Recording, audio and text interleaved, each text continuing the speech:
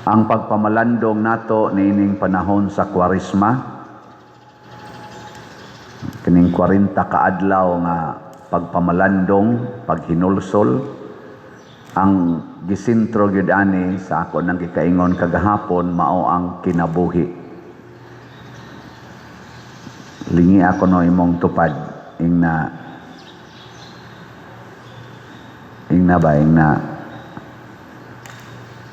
kinsay naghatag nimo kinabuhi. Na kinsay naghatag nimo kinabuhi. Kay usahay ra ba malimot ta nga ang naghatag day nato kinabuhi ang Ginoo.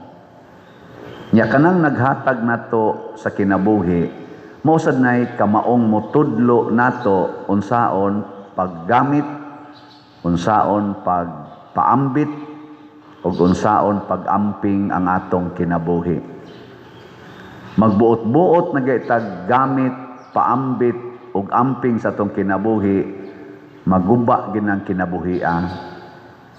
Kay di man kita mo'y nagbuhat, di sad kita mo'y originating, maguba gyud. Lain na sang lingi sa imong tupad ingna wa pa maguba ang imong kinabuhi. Wa maguba. Mao na diri sa atong tubag sa Salmo ningon gyud bulahan sila nga nagalaom sa Ginoo. Unya ang atong verses ani gikuha sa Salmo 1. Ang Salmo 1 mao ni ang nagtudlo nato unsaon pagpuyo.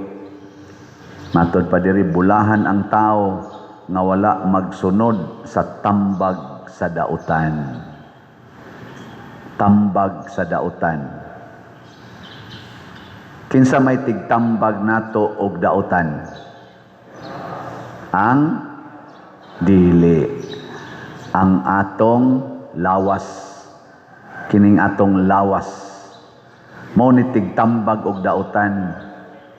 Mao na ang niingon Dios Kristo matud pa sa ebanghelyo, kun mosunod mo nako isalikway ang inyong kaugalingon. Mao ginay first requirement. Kay ngano man kun magsigi tag paminaw aning atong lawas, ana di kita kapaminaw sa Ginoo. Kay ang tambag aning atong lawas pulos gyud dautan. Ay sige. Panamin nya paminawa imong lawas. Unsa may itambag? Kulori ang buhok, kiskisa ang kilay, usba imong naong, pulos gyud niya usbon ang Ginoo. Ang gustos Ginoo, usbon gyud. Na kay kwarta, paminaw sa imong lawas, sa imong yung gusto sa imong lawas. Unsa man dayon?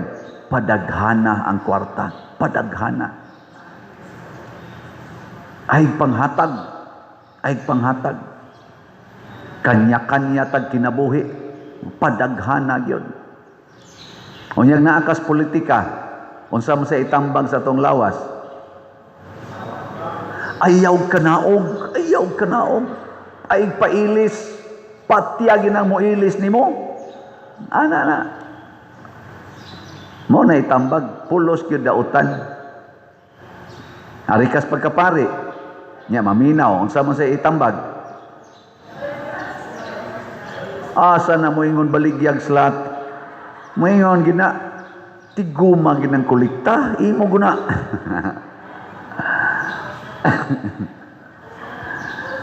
Asa mo ingon balitog slat para i-project lawas na to.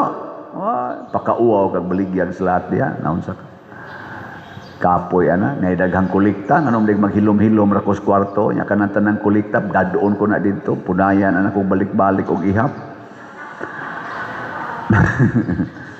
Enjoy pang kinabuhi, hago-hago kita ng slat, himo-himo pag project, nya di pag yun mo mamalit, hasol-hasol lang mo konsensya sa pala.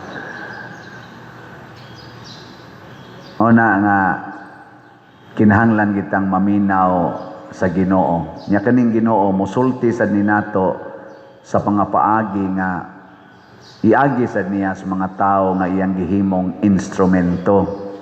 Nya, iagi po niya sa Espiritu Santo. So maminaw ta sa Holy Spirit, maminaw ta sa mga tao nga gitagaas Ginoo og mensahe. Muna diri sa atong unang pagbasa si Moises mao ang mensaheros Ginoo sa mga Israelita. Ningon gyud si Moises, kung tumanon ninyo ang tanan niyang sugo nga mao ang paghigugma niya og ang paghigugma sa tanan niyang gisulti, mulambo gyud mo. Mulambo. Pero magsupak-supak gani mo sa Ginoo, mga matay gyud mo. Maura man ginay iyang gisulti. Hangtod karon. Muna, ang isultis Ginoo nato para gyud sa kinabuhi. Og ang pag-amping sa atong kinabuhi og paggamit og pagpaambit niini nakasentro gyud sa kaayuhan sa tanan. Munang ningon si Kristo, ang anak sa tao nga mao siya nga mo'y atong model, kinahanglan mag-antos pag-ayo, isalikway sa mga kadagkuan og patyon. Kinsay mo sunod ni Jesus, taas ang kamot. Kinsay gustong mag-antos, kinsay gustong isalikway og patyon, taas ang kamot. Very good. Naipipila. Ambot mo palit baka nag-slat karon. Pero moingon gani ka, di lang sa kompalit pa der, kay mo palit pa kog bugas, namakap de ka. Kadtong gibuhat sa biyuda, naghisgutan sa Bible, kay andam dito siyang mosunod sa Ginoo. Unsa iyang gibuhat? Ang tanan niyang kwarta gihug niya sibot. Wa na siya ipalit og pagkaon. Usa na lay naa niya ang iyang gugma sa Dios. Porting lipayas Ginoo. Di ba? Gugma sa pag-alagad sa Ginoo.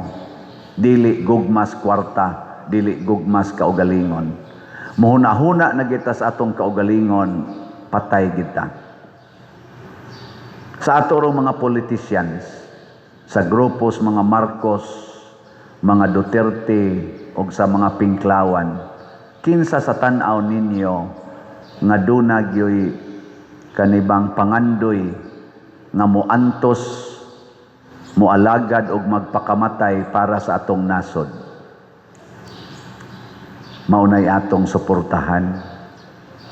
Pero kanang gasigilag pangilkil sa atong nasod, sigig panguhaan ang atong mga buhis para sa ilang kaugalingon, siging panaot anang ilang kaatbang sa politika, ipa-impeach gyud, ipa-priso gyud, kanang klasihas mga tao din anato na suportahan. Oh. Kaya nga naman, mga yawan o na nagsunod na sa tambag sa dautan. Kay kaning dautan mo tambag gina, kuhaa ang tanan nimong kaaway, papasa ang tanan nimong kaaway. Ana gina. Ilingay mong tupad. Ing nawa na karoy kaaway. Napay kaaway, wa. Unsa may tambag sa Ginoo? Unsay tambag sa Ginoo? Higugmaa ang imong kaaway. Pagpatamparos lang kung iya kan tamparoson. Niya kung magsigi siya panaot nimo, pasaylo alag kapituan kapito. Nyag iya jud kang daoton og maayo, butang-butangan kaniyag daotang pulong, iampo lang. Di ba? Mo nay gusto sa Ginoo. Nya kisay gustong maminaw ana, ay ambot lang, apil na ning nagwali. Gabi tanaw ko vlog kadiyot, moy akong nabatian sa vlog na ang speech sa atong Vice Presidente si Sara Duterte, mga almost 5 minutes nga talk, og iyang gideclare mudagan siya pagka-presidente karong 2028. Akong gipaminaw ang iyang speech kay makita at least ba Makita na nato diha unsa may iyang gibasihan nga mudagan siya pagka presidente. Ingon siya nga ang iyang gibasihan mao ang iyang mga pag-antos ug sa pag-antos sa iyang pamilya. Matud pa niya 47 years siyang namalandong. Kani bang giingon kuno sa Bible ba sa Salmo man to yang kutlo nga ang planos Ginoo kinahanglan mao gyud matuman. Ang planos Ginoo, ang iyang yung plano pulos gyud wa matuman. Matud pa niya ang iyang mga plano ba iya man ang gisaysay, plano siya kursong kuhaon, wa niya makuha na ending na noon siya imbis medical course nahimo na noon siyang abogada. Wa matuman ba nya imbis nga gusto lang siya nga mayor lang siya sa Davao, nahimo siyang vice presidente. Gusto siyang magkahiusa sila ni Bongbong Marcos kay mautong ilang unit team porting lipaya kuno niya ato, karon persecuted na siya sa iyang partner sa politika pagdagan. Gusto siyang maghiusa ang tanang mga politicians na gaaway naman nun. Unya sila, pag yun mo ipasanginlan sa tanang kadaot, matod pa niya. Hasta pang iyang papa, na priso pa. Siya, tingali, dili gid tingali ang kalinaw nga gusto nako mo'y akong atubangon, kung dili ang pag-antos para sa nasod. Amo na iyang gibasihan, nagayon ko ba? Nindot sa dida niya, iya din gipang site unsay mga giantos sa nasod karon nga gusto niyang tabangan. Ang pag-antos tungod aning korupsyon na grabe kayo, inhustisya na grabe kayo, kaning pagpangusab kuno sa kahulugan sa paggamit sa atong konstitusyon nga posible kuno nga wa natay posible ba wa natay soberenya sa umaabot nga mga tuig, kay mura na magisandig kuno nato ang atong kaugmaon ngadto sa mga nasod sa gawas. Sama na karong hustisya nato, mura magdominante na kaayong ICC, mura na mahinugwa na tay atong kaugalingong korte dinhi o justice system sa atong naso, di ba? Mura ginana ba? Muna iyang nakita og kining talamak karon na drogas ni balik na sad nga hapit na kuno daghan na sa mga balay ang gipangsaka, daghan na sa gipang patay, gipang tulis dihas kadalanan. O ang atong ekonomiya nga nibagsak nagmaayo o kining mga kwartang nangawa, mao ni pipilas iyang gihisgutan. Og niingon siya nag-antos gani, nangayo siya sorry kay vice presidente man siya, nangayo siya sorry aning daghan kay pag-antos ros mga Pilipinos. Og ang iyang gipasabot, nag-antos man mo, dili lang pinaagi og pulo nga moingon ko I'm sorry, muuban ko ninyo sa pag-antos ato ning atubangon og sulbaron. Ambot og unsa siya ka matinud-anon, pero nagpasalamat ko nga ang iyang baruganan mao ang pag-apil sa pag-antos sa atong tibuok nasod. Kay nag-antos man gid taron. Muna nga niingos Kristo, kuyog mo nako, kinsa man si Kristo mao ang katawhan sa Dios. Dinhis Pilipinas ang atong mga katawhan, ubay-ubay gyud ang nag-antos. Lingi ay mong tupad, ingna malipayon ra kay kas inyo. Ingna ba inawa gyud mo pag-antos? Oy, maobitan nang ni Simba kay daghan kay pag-antos. Mao na moapil tas pag-antos sa atong isig katawo. Mao bitaw dinhi kaning atong pamaligyag slots. Usanis paagi nga sa ginagmay natong paagi makaapiltas pag-antos atong kaigsuonan katong naigo sa linog, labi na gyud naigos bagyo og nangawagtangag balay, nawagtangan sa panginabuhi, mao nang niapilta. Dili gid tingali dako kaayo pero makatabang gyud ta. Sa linog nakatampo ta atog mga 1 million kapin nga mga pagkaon, bugas ug mga gamit nga atong gipang share didto. Unya dinhi karon sa baha kadtong tino daghantag nga banlas nga balay, na ay 100 kapin nga ni-apply nato para magpabalay kay wa pa sila'y balay, ang ato rang unang gidawat 57 na kabalay. Dako kay nakong pasalamat nga na ako'y gimisahan gahapon, niingon siya, mga pobre ni sila, di gini sila dato, gani wa ni sila'y balay nga ilag yun, nanipon ra ni ilang pamilya, minyo ni sila, pero negosyante, pero way balay, wa pa katukod og ilang balay. Niingon din sila pag human akong misa pader, kanang motampo sa daymi anang imong pabahay, tagpila ganito'y budget, nako 75,000 kada balay. Siya dili na detong 16, ako di makaya yun, 75 yun siya. Ingon din siya, mao ba?